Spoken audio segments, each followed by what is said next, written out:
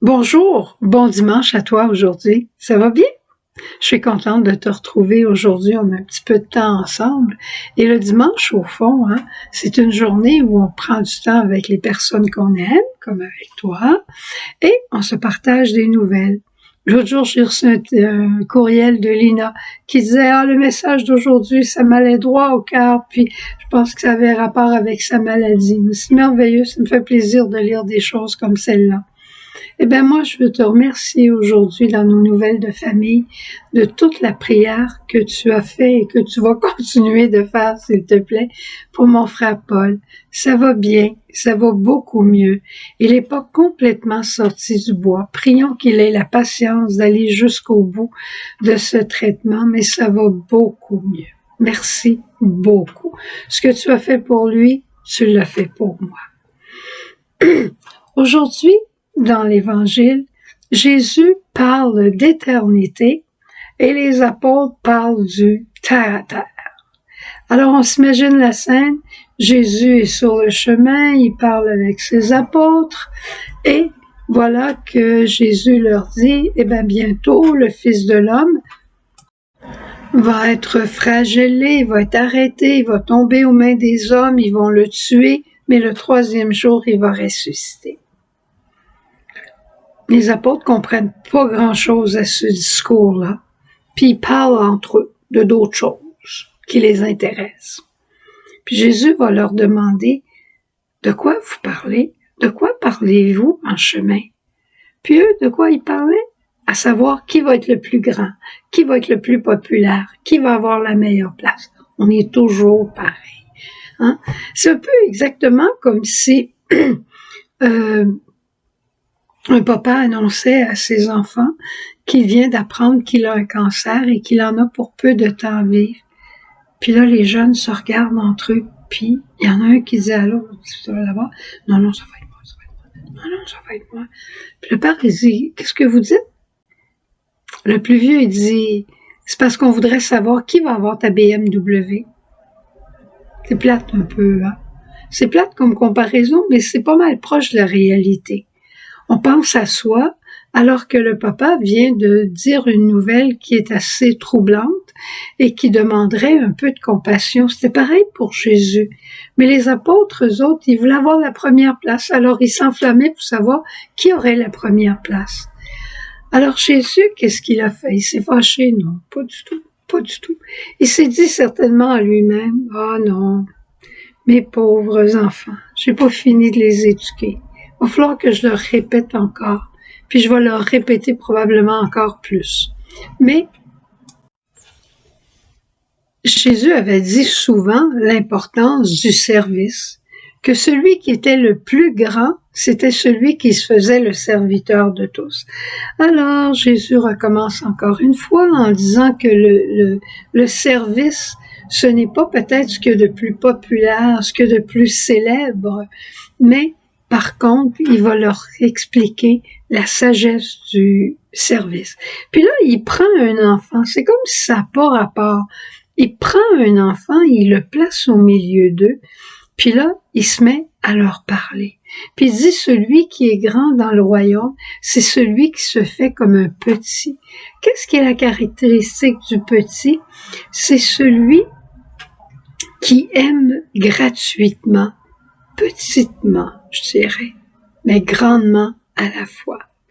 Nous, si on veut donner un enseignement, on veut avoir beaucoup de monde. Si on fait quelque chose, on veut que ça profite au plus de personnes possible. On veut que ça rapporte le plus possible. Hein? On est toujours dans ces grandeurs-là et on veut réaliser des grandes choses. Puis quand on n'est plus capable d'en réaliser des grandes, on commence à penser qu'on sert à rien. C'est faux, ça. C'est complètement faux, hein? Mais vraiment faux. Puis là, Jésus va arriver puis il va dire, comme un jour il m'a fait comprendre, j'avais passé beaucoup de temps avec une personne.